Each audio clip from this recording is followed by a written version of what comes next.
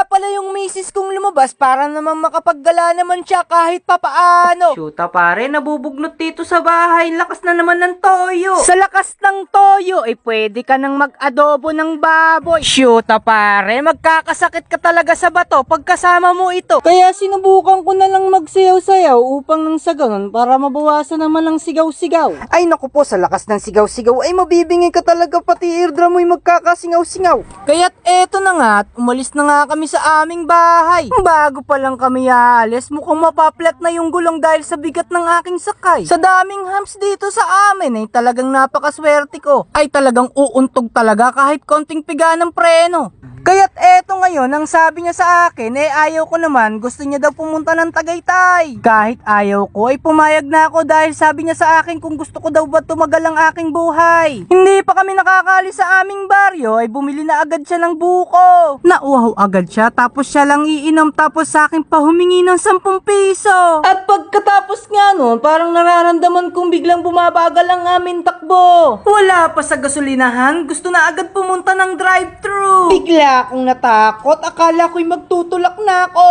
Sinubukan ko manghingi sa kanya ng pera para pandagdag man lang sa gas. Pero wala talaga, makunat talaga ang misis ko, ako pa rin ang naglabas. Tuwang-tuwa siya sa ginawa niya kasi nga naisahan nga naman ako. Pero okay lang, patay ka sa akin mamaya sa bahay, makakaisa din ako sa'yo. Kaya't eto naman, bigla akong napatigil tapos naisip niya, siya naman daw ang magmamaneho. Ewan ko ba kung bakit at anong nasa isip neto. Sa unang sakay ko pa lang, halatang St. Peter na agad ang punta. Pero mali pala ang aking inaakala, mahusay pala talaga siya. Sana sa bahay mahusay ka din.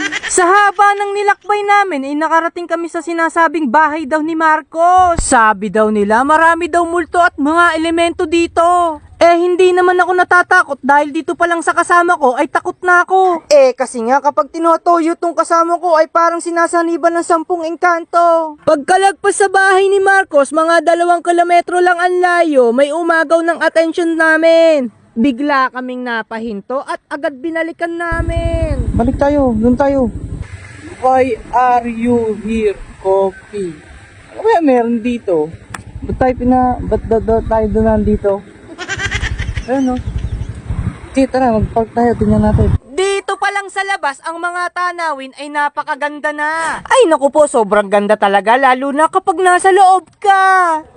Napakalamig pa. Tapos hindi naman pala bibili. At syempre, talagang marirelax ka sa dami ng makikita mo dito sa loob. Diba? Kitang-kita mo sa kanya ang tuwa at saya kapag siya ay nakakapaggala. Pero pag uwi sa bahay, may toyo na naman malala.